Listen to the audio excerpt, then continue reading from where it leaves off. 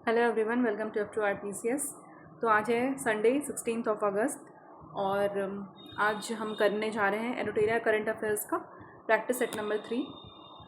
अभी आपके प्रीलिम्स का भी डेट आ गया है 25 अक्टूबर। तो अभी लगभग 70 डेज़ बाकी रह गया है और इस बीच में आप अभी करंट के साथ साथ GS सब्जेक्ट को भी कंटिन्यू रिवाइज़ करते चलेंगे। अगर आप मेंस कंटिन्यू कर रहे हैं तो मेंस को भी लगभग 1 महीना और कर सकते हैं, लेकिन उसके बाद कम्प्लीटली आप PT पे फोकस करें तो ज़्यादा बेटर रहेगा। तो चलिए स्टार्ट करते हैं। और इस सेट में अभी 50 क्वेश्चंस है। 50 क्वेश्चंस को देखेंगे और उससे रिलेटेड जो भी इम्पॉर्टेंट कुछ है बैकग्राउंड में उसको देखते चलेंगे। तो सबसे पहला क्वेश्चन है, government has constituted a review committee under the chairmanship of RS मुशायरी, इनका नाम है। और ये कमेटी क्या रिव्यू करेगी? तो जो पुलिस रिफॉर्म्स पे जो पहले के कमेटी ने, इससे पहले वाली कमेटीज़ ने या फिर कमीशंस ने जो रिकमेंडेशंस दिए थे उसको रिव्यू करेगी ये कमेटी, ठीक है। और ये पुलिस रिफॉर्म क्या है? तो पुलिस रिफॉर्म बेसिकली 2024 जुलाई 2024 में इसको लागू किया गया था। एक्चुअली ये भारतीय नागरिक सुरक्षा संहिता 2023 ही है और इसको लागू किया गया है जुलाई 2024 में। और इसमें जो पुराना CRPC था उसको रिप्लेस करके BNSS यानी कि भारतीय नागरिक सुरक्षा संहिता को लागू किया गया था। तो इसको कुछ स्कीम्स के थ्रू मतलब पुलिस सिस्टम्स में इसको रिफॉर्म करने की बात थी। और बेसिकली इसका जो पर्पस है वो ये है कि पुलिस सिस्टम को, लॉज को और वर्किंग स्टाइल को थोड़ा मॉडर्न बनाना है, अकाउंटेबल बनाना है और सिटीजन फ्रेंडली बनाना है। तो इसीलिए जो रिकमेंडेशंस थे कमेटी के, पहले वाली कमेटी के, तो उसको रिव्यू करने के लिए गवर्नमेंट ने एक नई कमेटी बनाई है और इस कमेटी के जो चेयरमैन है उनका नाम है RS मुशायरी।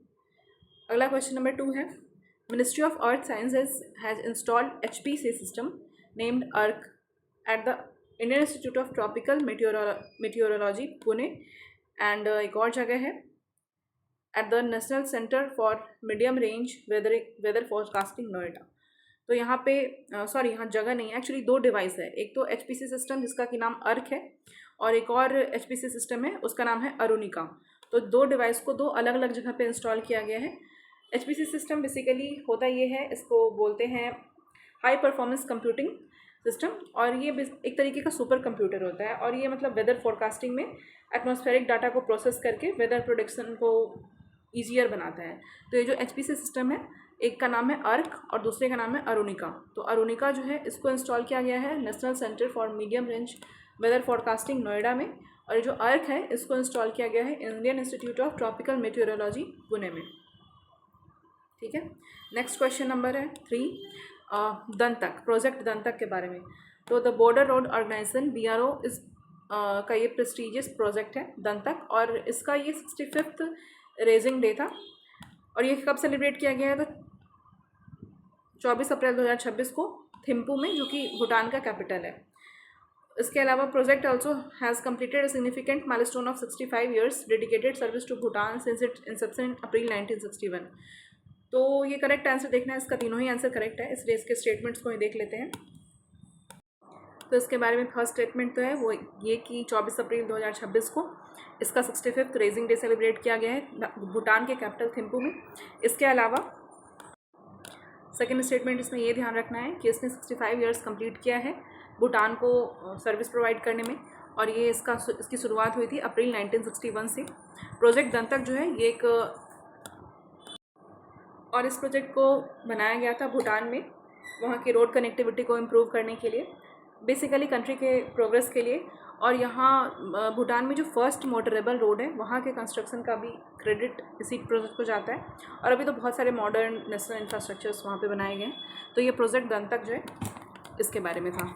अगला क्वेश्चन है question number 4, Indian air force has activated emergency landing facility for both day and night landings in Sultanpur district of UP on April 22 2026 में। तो ये जो पूर्वांचल एक्सप्रेसवे है, पूर्वांचल एक्सप्रेसवे पे इंडियन एयरफोर्स ने इमरजेंसी लैंडिंग फैसिलिटी को स्टार्ट किया है और ये दिन में भी और रात को भी दोनों ही टाइम ये इसको ऑपरेट कर सकते हैं। तो ये सुल्तानपुर डिस्ट्रिक्ट में है, उत्तर प्रदेश में। यहाँ फोटो भी आप देख सकते हैं, Purvanchal becomes emergency runway, Indian air force conducts day and night emergency landing drills on the Purvanchal expressway air strip in UP, ठीक है। तो पूर्वांचल एक्सप्रेसवे ध्यान रखेंगे। अगला है question number 5, consider the promotion and regulation of online gaming rules 2026। तो इसमें correct statement को देखना है। आंसर है इसका सारा ही करेक्ट है। देख लेते हैं तीनों स्टेटमेंट्स को। तो सबसे पहला है online gaming promotion and regulation act 2025 जो है ये पास हुआ था पार्लियामेंट में। कब? तो अगस्त 2025 में पास हुआ था ये एक्ट जो है। उसके बाद है it will be operated under ministry of electronics and information technology. तो ये जो रूल्स है ये मतलब इनफैक्ट ये जो एक्ट है ये ministry of electronics and information technology के अंडर में इसको ऑपरेट किया जाएगा। The online gaming promotion and regulation rules 2026 have been formulated which came into effect from May 1, 2026।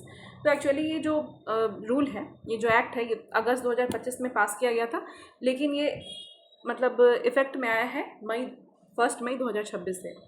अच्छा, हमारे जो इंडिया के minister of electronics and information technology जो है वो है, उनका नाम है श्री अश्विनी वैष्णव जी। तो ध्यान रखेंगे। एक्चुअली 78 के पीटी में आई थिंक मतलब डायरेक्ट मिनिस्टर्स का नाम पूछ लिया गया था, अभी याद नहीं है लेकिन कुछ तो पूछा था। तो अभी जो हमारे न्यूज़ में है मिनिस्टर्स, उनके बारे में थोड़ा ध्यान में रखेंगे। तो जो ये ministry of electronics and information technology के जो हेड है, आई मीन मिनिस्टर है, वो है श्री अश्विनी वैष्णव जी। और ये ऑनलाइन गेमिंग रूल्स 2026 एक्ट जो है, एक्चुअली 2025 का एक्ट है और ये 1 मई 2026 से इसको लागू किया गया है। ठीक है। उसके बाद है अगला question, national Panchayati Raj day it was celebrated on 24 अप्रैल 2026 और इस साल का थीम क्या था? तो थीम पूछ लिया है। थीम है इसका empowered panchayats all round development. ठीक है, empowered panchayats and all round development theme है। तो जो भी इंपॉर्टेंट डेज होता है उसका थीम पूछ लेता है, तो उसको ध्यान रखेंगे। और ये डे इंपॉर्टेंट इसलिए भी हो जाता है, लास्ट ईयर जब 71st इसे जो पहले पीटी लिया गया था उसमें डायरेक्ट ये पूछ लिया गया था कि नेशनल पंचायती राज डे कब सेलिब्रेट किया गया था। तो उस समय मोदी जी आए भी थे बिहार में, तो इसलिए वो डेट थोड़ा इंपॉर्टेंट भी था। तो क्या पता लास्ट ईयर डेट पूछा था तो इस बार थीम पूछ ले। तो इसका थीम हो जाएगा empowered panchayat and all round development, empowered panchayat and all round development. अगला है question number 7, select the true statement about the first naval commanders conference. तो यहाँ जो नेवल कमांडर्स कॉन्फ्रेंस हुआ था उसके बारे में देखना है। तो इसमें 1 और 2 दोनों ही करेक्ट है। First Indian navy commanders conference commenced on 14 April 2026 at Nausena Bhavan with the inaugural address by admiral Dinesh K Tripathi, chief of naval staff. तो अभी जो हमारे नेवल चीफ है उनका नाम है एडमायरल दिनेश के त्रिपाठी, और इन्होंने इनॉग्रल एड्रेस किया था और नौसेना भवन में इस कॉन्फ्रेंस को किया गया था और ये 14 अप्रैल 2026 को हुआ था। इस ओकेजन पे क्या हुआ है? तो he address the senior naval leadership, external operational and area commanders and the staff of command headquarters and naval headquarters. तो जो भी नेवी के जो बड़े बड़े सीनियर नेवल लीडर्स हैं या फिर जो एक्सटर्नल ऑपरेशन के जो कमांडर्स हैं, एरिया कमांडर्स हैं, हेडक्वार्टर और नेवल हेडक्वार्टर्स के जो भी हैं स्टाफ, सबको उन्होंने एड्रेस किया था। किन्होंने? तो जो चीफ है नेवल स्टाफ के नाम है एडमायरल दिनेश के त्रिपाठी, और ये हुआ कहाँ है? तो नौसेना भवन में।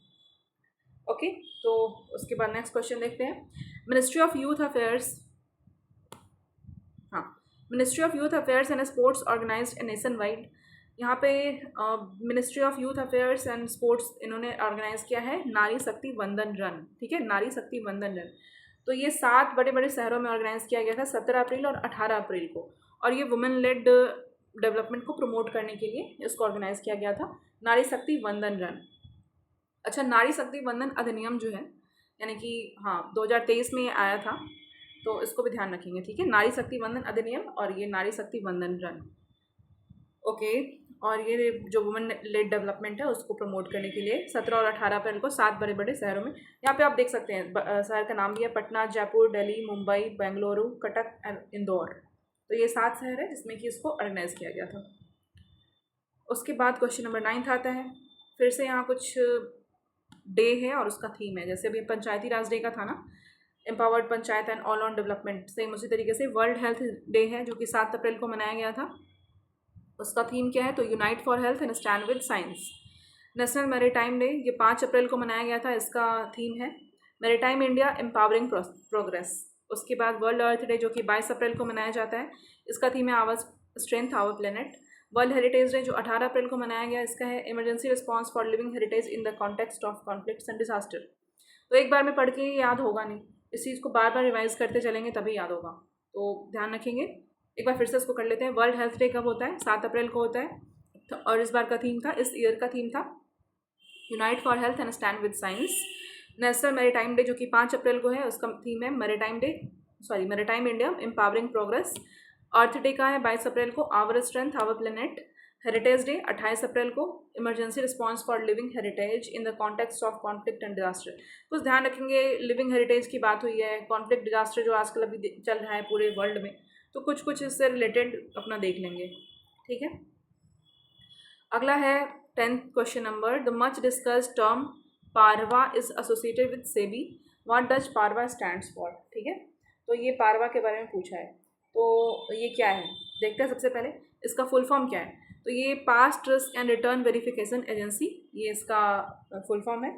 और ये जो है ना सेबी से एसोसिएटेड है। अगर हम सेबी की बात करें तो सेबी जो है ना, ये इंडिया में कैपिटल मार्केट और जो स्टॉक एक्सचेंज होता है उसको रेगुलेट करने वाली एक एपेक्स बॉडी है, और ये ना स्टैट्यूटरी बॉडी है।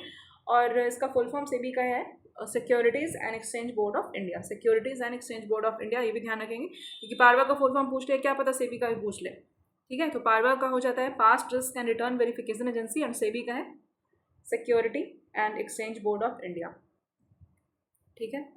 उसके बाद 11th क्वेश्चन नंबर है, ट्राइबल वुमेन हैव लॉन्च्ड चीता आंदोलन in Chhatarpur district of Madhya Pradesh, ठीक है। They are protesting against which project. तो जो ट्राइबल वुमेन है उन्होंने लॉन्च किया है चीता आंदोलन, और ये छतरपुर डिस्ट्रिक्ट जो मध्य प्रदेश में है वहाँ पे हुआ है। और ये किस प्रोजेक्ट के अगेंस्ट इन्होंने ये चीता आंदोलन लॉन्च किया है, तो ये हो जाएगा Ken Betwa river linking project, ठीक है, Ken Betwa river linking project. अगला क्वेश्चन देखते हैं 12, in April 2026 high court of which state directed the implementation of menstrual leave policy for women in all regions, तो इसका हो जाएगा कर्नाटका, ठीक है। तो ये अप्रैल 2026 में कर्नाटका की हाई कोर्ट ने मेंस्ट्रुअल लीव पॉलिसी को वुमेन के लिए इम्प्लीमेंट करने के लिए हर सेक्टर में ये स्टेट को बोला है कि अभी हर सेक्टर में जो भी वुमेन काम कर रही हैं उनको थोड़ा ईज हो, इसलिए ये छुट्टी मिलेगी। अगला है 13, India's first indigenous glide weapon system Tara was successfully test fired from the Jaguar aircraft developed by, तो ये DRDO ने बनाया है तारा, और ये क्या है, तो ये ग्लाइड वेपन सिस्टम है, ठीक है। ग्लाइड वेपन सिस्टम बेसिकली एक ऐसे मिसाइल या बॉम्ब होता है जो कि मतलब टारगेट तक पहुंचने के लिए इंजन की जगह पे वो एरोडायनामिक्स का मतलब मैकेनिज्म का यूज़ करता है, और उसके बाद वो टारगेट को हिट करता है। तो यही है ग्लाइड वेपन सिस्टम तारा, और ये बनाया गया है किसके द्वारा, तो DRDO के द्वारा, और ये जगुआर एयरक्राफ्ट से उसको सक्सेसफुली टेस्ट किया गया था DRDO। उसके बाद है select the true statement about the small hydro power development scheme, तो इसके बारे में 3 जो स्टेटमेंट्स है ये तीनों ही सही है। पहला क्या है, total estimated potential of small hydro power India is 21,133.61 megawatt, the country has utilised only about 5171 megawatt of this. तो अभी इंडिया के अंदर जो एस्टिमेटेड पोटेंशियल जो हाइड्रो पावर से रिलेटेड है वो है 21,133 मेगावाट, लेकिन अभी कंट्री ने यूटिलाइज़ किया है इसका सिर्फ 5,171 इतना वाट मेगावाट के अराउंड। उसके बाद है स्कीम का एम क्या है, तो increase small hydro power capacity by 1,500 megawatt across the country. The approval is for the period from financial year 2026-27 से लेकर फाइनेंशियल ईयर 2030-31 तक है, और इसके लिए कितना का आउटले है, तो 2,584 करोड़ का, ठीक है। तो ये तीनों ही स्टेटमेंट करेक्ट है। उसके बाद आ जाता है अगला क्वेश्चन, विच स्पेस एजेंसी और company has created history by successfully landing reused booster of the New Glenn rocket, तो ये ब्लू ऑरिजिन कंपनी है, इसने ही इसको किया है। उसके बाद है अगला, यहाँ पे हमको आइडेंटिफाई करना है ट्रू स्टेटमेंट्स, ठीक है। सबसे पहला स्टेटमेंट है जैनिक senior has won Monte Carlo masters 2026 title, उसको याद ही कर सकते हैं और क्या ही करना है। आदित्य धर has received best director award at the Chetak screen awards 2026, तो ये आदित्य धर को मिला है बेस्ट डायरेक्टर का अवार्ड चेतक स्क्रीन अवार्ड्स 2026 के लिए, ये भी करेक्ट है। और फिर है Indian researcher N Aleem Yusuf has been awarded with WWF national award 2026 for developing AI based app for identifying invasive plants, तो ये इंडियन रिसर्चर है, नाम है इनका एन अलीम यूसुफ, और इनको मिला है अवार्ड WWF नेशनल अवार्ड 2026। क्यों? तो एक AI बेस्ड ऐप इन्होंने बनाया है और ये आइडेंटिफाई करेगा इन्वेजिव प्लांट्स को। तो इन्वेजिव प्लांट का मतलब कोई एरिया है उसमें कोई एक बाहर से कोई प्लांट आकर के अगर आ जाए और वो जो वहाँ जो लोकली ग्रोन प्लांट्स है उसको परेशान करे, परेशान इन द सेंस कि उसका जो हैबिटेट है उसको डिस्ट्रॉय करने की कोशिश करे, जो भी न्यूट्रिएंट्स उस लोकल जो ग्रोन प्लांट्स है उसको चाहिए वो ये इन्वेजिव प्लांट्स ले ले, तो इसको ही बोलते हैं invasive plant. It's like invasion, बाहर का कोई प्लांट आकर के कुछ इन्वेड कर रहा है, तो उस तरीके से। ओके, तो ये हो गया। अगला है question number 17। According to the recent SIPRI world military expenditure trends 2025 report, what is India's global ranking. तो ये मिलिट्री पे कौन से देश कितना एक्सपेंडिचर कर रही है, तो इस हिसाब से ये रैंकिंग होता है। तो इसमें जो इंडिया का रैंक क्या है, तो इंडिया का रैंक है 5th। ओके, और इसी SIPRI world military expenditure trends 2025 report में रैंक 1 पे USA है और जो रैंक 2 पे है वो है चाइना, और रैंक 3 पे इसमें आता है रसिया। ठीक है, रैंक 1 पे USA है, रैंक 2 पे है चाइना और रैंक 3 पे आता है रसिया, और इंडिया का इसमें रैंक कितना है, तो रैंक 5th है। ठीक है, अगला यहाँ पे कुछ नाम है और बताना है कि कौन क्या है। तो ये सारे के सारे करेक्ट सीक्वेंस में ही दिए हैं। चेयरमैन ऑफ नास्कॉम है श्रीकांत वेलमकन्नी, और vice chairman of NITI Aayog है doctor Ashok Kumar Lahiri. Chairman of BWF athletes commission वो कौन है, तो PV सिंधु। ठीक है, एथलीट्स वाले तो PV सिंधु जी होंगे। उसके बाद what is the target per capita income target set by NITI Aayog under the DPI at 2047 plan. तो ये जो DPI या 2047 प्लान है, इसके अंडर में नीति आयोग ने एक टारगेट सेट किया है कि 2047 तक कितना होगा पर कैपिटा इनकम। ठीक है, तो ये है $18,000। ठीक है, यहाँ पे स्टेटमेंट, ट्रू स्टेटमेंट को सेलेक्ट करना है। इन April 2026 Ladakh lieutenant governor Vinay Kumar Saxena approve creation of 5 new districts.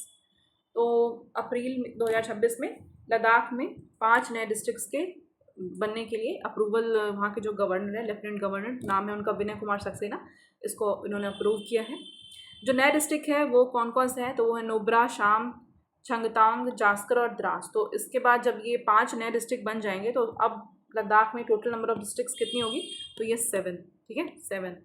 Third statement है यहाँ पे ये फर्स्ट और सेकंड्स करेक्ट है, थर्ड स्टेटमेंट गलत है। ठीक है, तो Ladakh was made union territory on 1 अक्टूबर 2019, तो ये गलत है। लद्दाख को 31 अक्टूबर 2019 को ये यूनियन टेरिटरी बनाया गया था। ठीक है, तो ये तीनों स्टेटमेंट ध्यान रखेंगे। अगला क्वेश्चन नंबर 21 है Aditya complex inaugurated in April 2026 is dedicated to what purpose. तो ये जो आदित्य कॉम्प्लेक्स है ये एक मतलब बेंगलोर में इसको इनॉग्रेट किया गया था, और क्यों किया गया था, तो ये indigenous high speed bullet train production के लिए। तो इंडिया में ही बनेगा अभी बुलेट ट्रेन, तो बुलेट ट्रेन के प्रोडक्शन का ये क्या है, प्लांट है, और यहाँ पे मतलब उसका नाम है आदित्य कॉम्प्लेक्स, और ये बेंगलोर में है। यहाँ पे आप फोटो देख सकते हैं, Bengaluru's BEML Aditya plant to manufacture India's first bullet train. तो इंडिया का जो पहला बुलेट ट्रेन है वो यहीं पे मैन्युफैक्चर किया जाएगा। ओके, उसके बाद है अगला, इसमें इनकरेक्ट स्टेटमेंट चूज़ करना है। तो ये जो D है ये इनकरेक्ट स्टेटमेंट है। इनकरेक्ट स्टेटमेंट को मत ही देखिए, क्योंकि ऐसा हो जाता है कि वो देखने के बाद वही दिमाग में रह जाता है, एग्जाम में वही सही लगने लग जाता है। ठीक है, करेक्ट वाला तीनों देखते हैं। Odisha police has been awarded president's colour award for outstanding service. तो जो प्रेसिडेंट्स कलर अवार्ड होता है वो ओडिशा पुलिस को दिया गया है उनके बहुत ही अच्छे आउटस्टैंडिंग सर्विस के लिए। Nishita Yogesh Antarkar has won title of Miss सेक इंडिया 2026। तो ये नाम ध्यान रखेंगे। Sadhvi Satish Sail has won the title of Femina Miss India world 2026। ठीक है, तो साध्वी सतीश सैल को मिला है फेमिना मिस इंडिया वर्ल्ड 2026, और जो निशिता योगेश अंतरकर है इनको मिला है मिस सेक इंडिया 2026। ठीक है, अगला है अगला है क्वेश्चन नंबर 23। इसमें स्टेटमेंट है और असर्शन रीजन वाले बेसिकली क्वेश्चन हैं।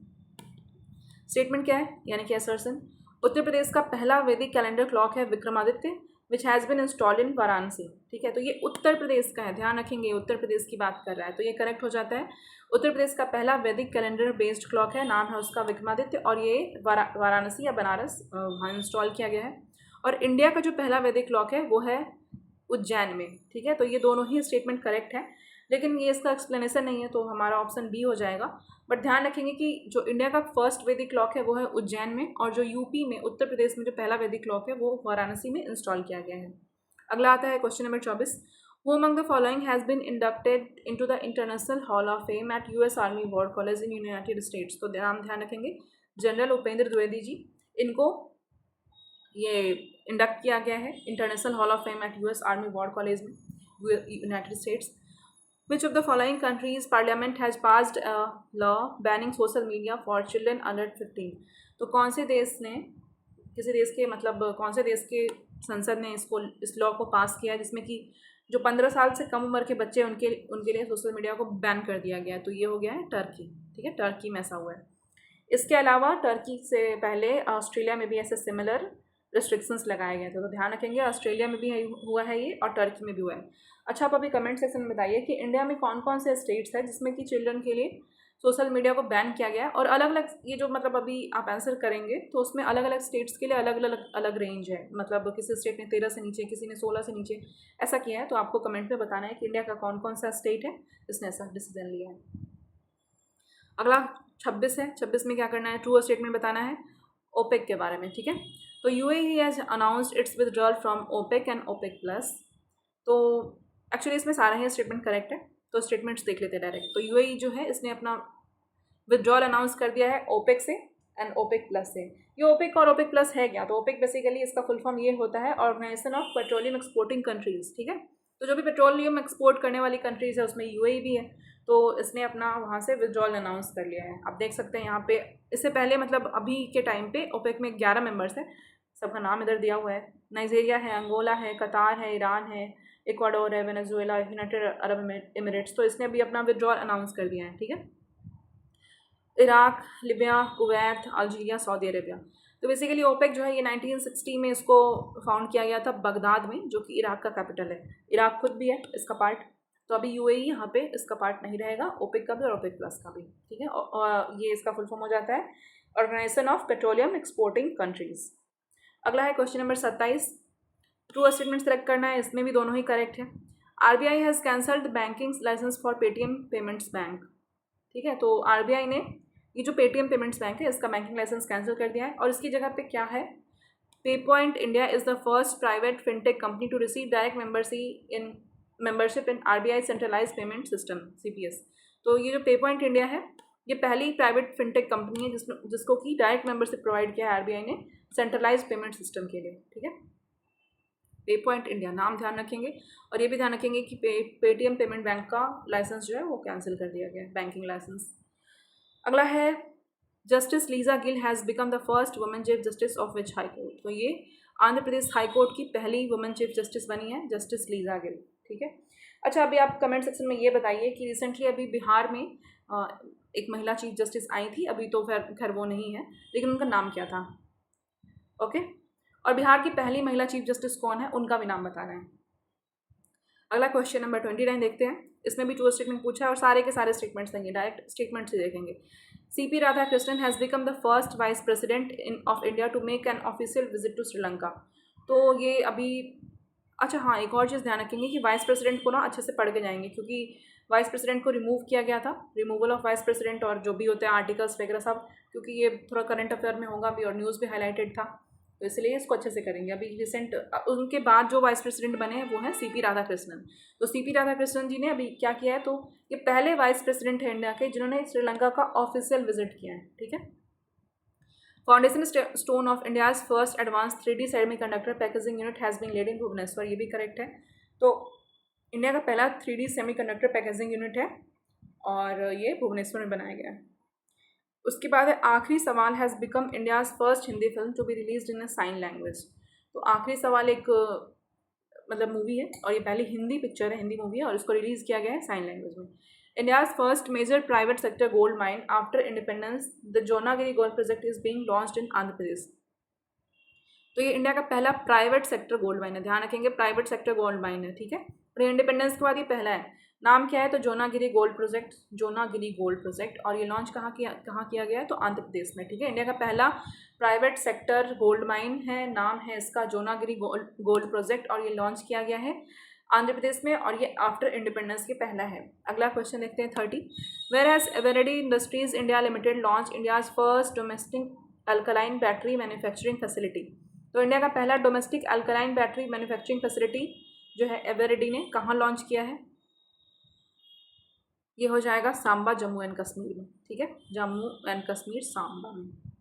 क्वेश्चन नंबर 31, इसमें हमको बताना है true statement. The state of Maharashtra has approved compressed biogas policy 2026। Correct है। NASA has actually tested an advanced plasma engine for the Mars mission, ये भी करेक्ट है। Krishna Swaminathan has been appointed as 28 chief of naval staff of the Indian navy, तो ये हो जाएगा गलत। ठीक है, आंसर हमारे पास आ जाता है ऑप्शन बी, ओनली 1 and 2।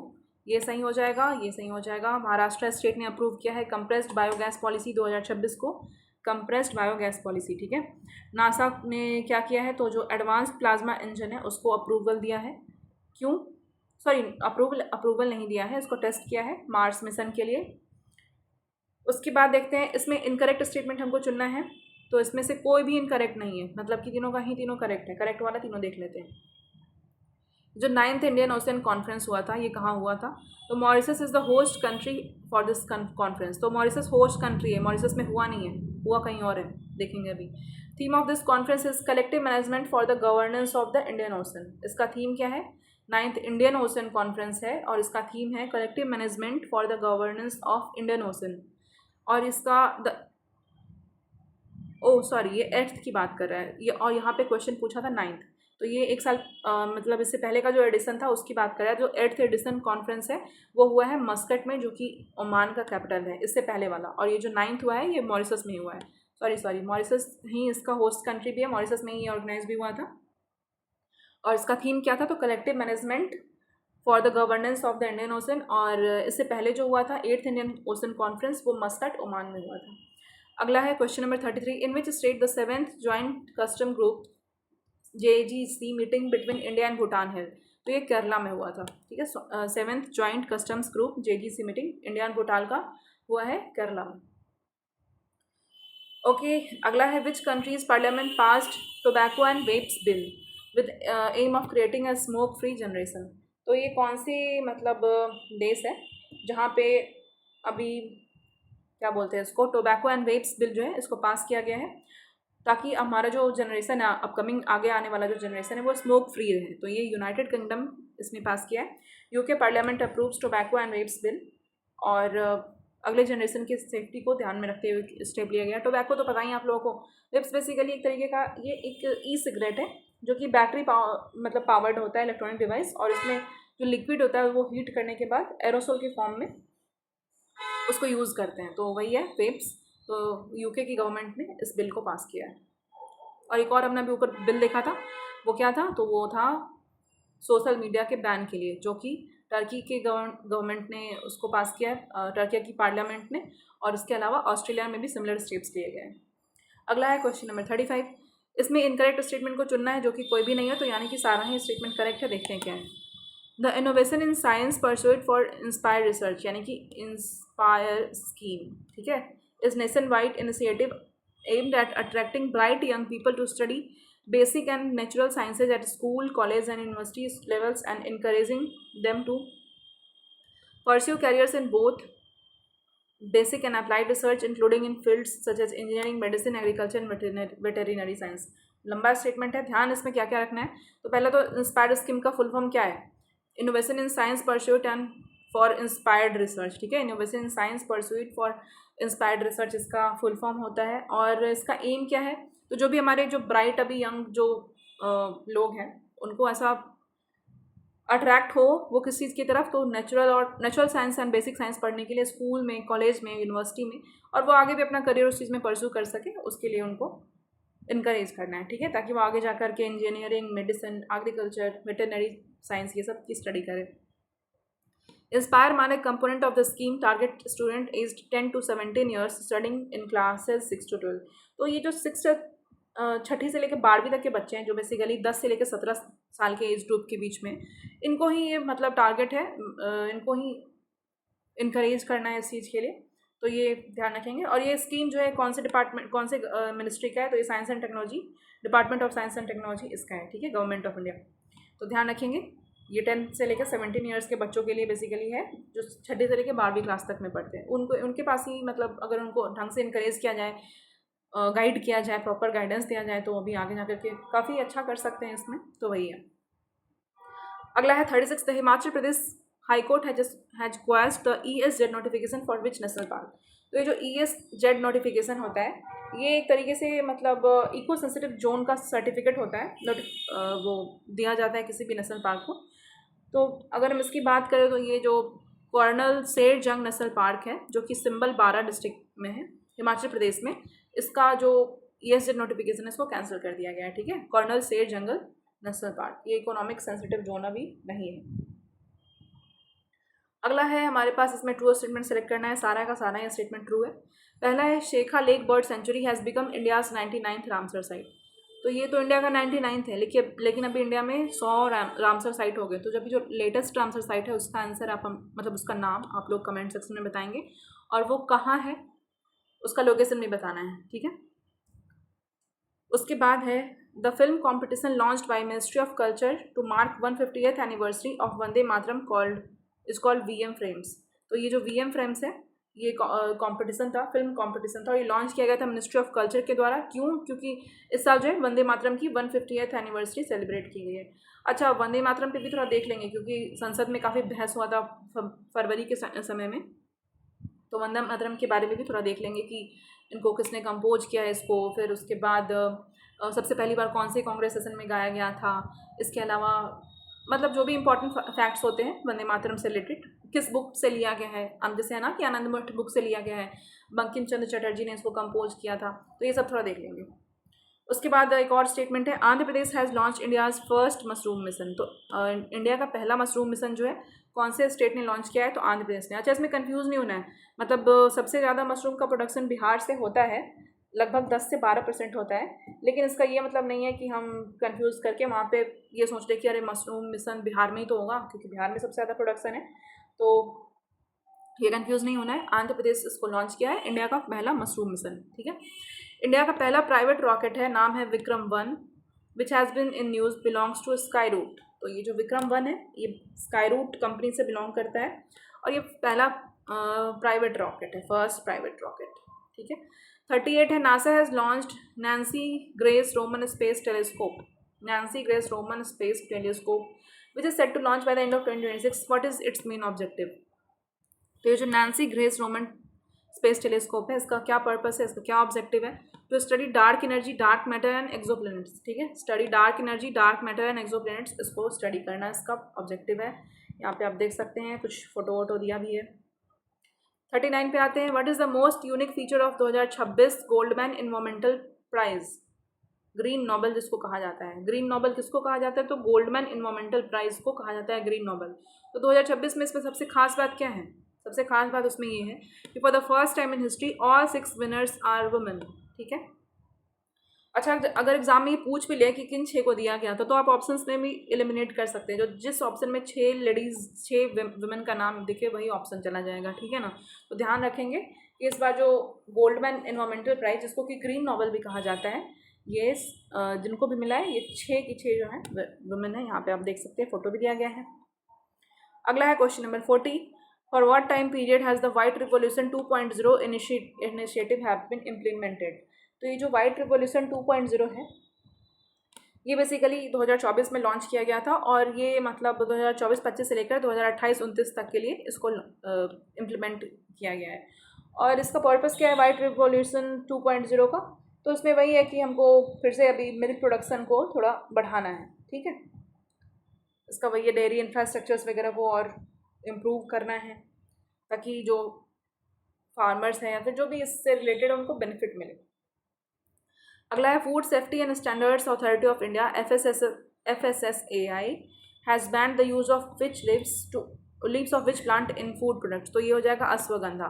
तो ये जो अश्वगंधा प्लांट है जिसको कि बोलते हैं विथानिया सोमनीफेरा, इसका नाम भी ध्यान रखेंगे, विथानिया सोमनीफेरा। तो इसके लीव्स को अभी हम फूड प्रोडक्ट्स में नहीं यूज़ करेंगे, ऐसा FSSAI ने इसको बैन कर दिया। ठीक है, इसका फुल फॉर्म में ध्यान रखेंगे, food safety and standards authority of India, इसने इसको बैन कर दिया है। अगला क्वेश्चन नंबर 42 है, ऑपरेशन है, और ये कौन से स्टेट के द्वारा या फिर किसने किया है इसको, वो है तो इसमें सबसे पहला है ऑपरेशन हिम सेतु। तो ये सिक्किम जो है वहाँ इसने इसको किया था ऑपरेशन हिम सेतु को।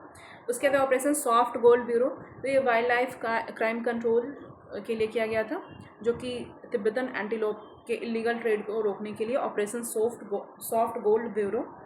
उसके बाद है थर्ड मिशन सक्षम, ये रिजर्व बैंक ऑफ इंडिया का मिशन है। ठीक है, 43 देखते हैं, who has become India's 95th chess grand master. तो ये अरण्य घोष है, ये इंडिया के 95th चेस ग्रैंड मास्टर हैं। अच्छा, आप ये बताइए कि फीमेल में, कमेंट सेक्शन में आप बताइए कि फीमेल में जो लेटेस्ट ग्रैंड मास्टर है वो कौन से नंबर की हैं, उनका नाम क्या है। ठीक है, तो ये आप बताइए कमेंट में। उसके बाद आता है question number 44, Shaurya Diwas valour day was celebrated at Sardar post where CRPF displayed exemplary bravery during 1965 India Pakistan conflict. This post is located in which state. यहाँ फोटो देख सकते हैं। ठीक है, ये जो शौर्य दिवस है यहाँ पे सरदार पोस्ट पे इसको सेलिब्रेट किया गया है। तो ये सरदार पोस्ट किस स्टेट में है, तो नाम से भी आपको लग रहा होगा सरदार वल्लभ भाई पटेल कहाँ होंगे, गुजरात में।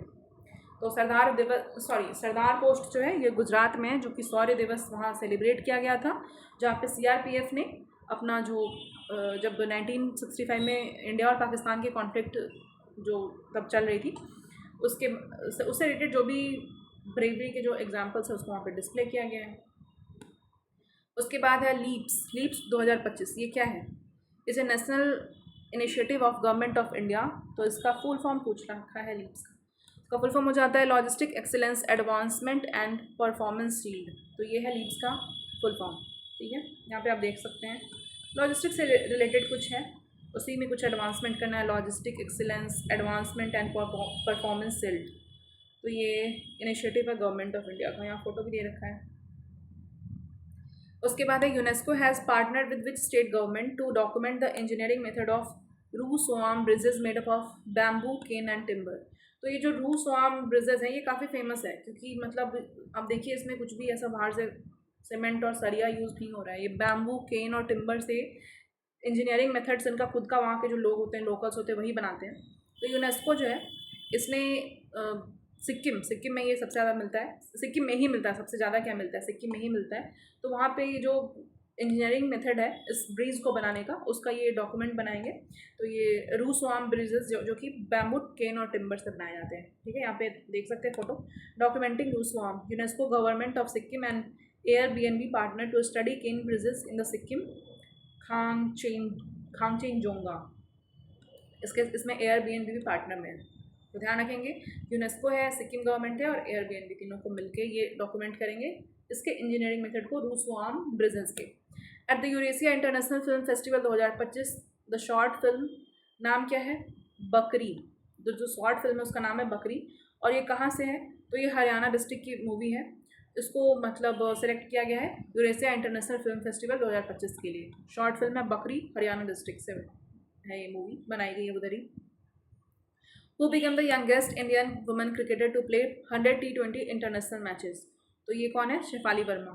इनका फोटो भी दिया गया है, ये किस वर्ष की हैं, और ये मतलब सबसे यंगेस्ट वुमेन क्रिकेटर हैं जिन्होंने 100 T20 इंटरनेशनल मैचेस खेला है। अच्छा, इंडियन क्रिकेट टीम ने नवंबर 2025 में मतलब फीमेल वर्ल्ड कप जो है, वुमेंस वर्ल्ड कप, वो जीता है। तो वो इवेंट भी ध्यान में रखेंगे थोड़ा। उसके बाद यहाँ पे इनकरेक्ट स्टेटमेंट चुनना है, टाइम्स 100 जो लिस्ट है उसके बारे में। तो ये जो है इनकरेक्ट स्टेटमेंट हो जाता है यहाँ पे C। तो ये तो गलत है, बाकी हम करेक्ट वाला देख लेते हैं 1 and 2, यानी कि A and B। 3 prominent personalities from India कौन कौन है, तो सुंदर पिचाई, रणबीर कपूर और विकास खन्ना, इनको इंक्लूड किया गया है टाइम 100 लिस्ट में।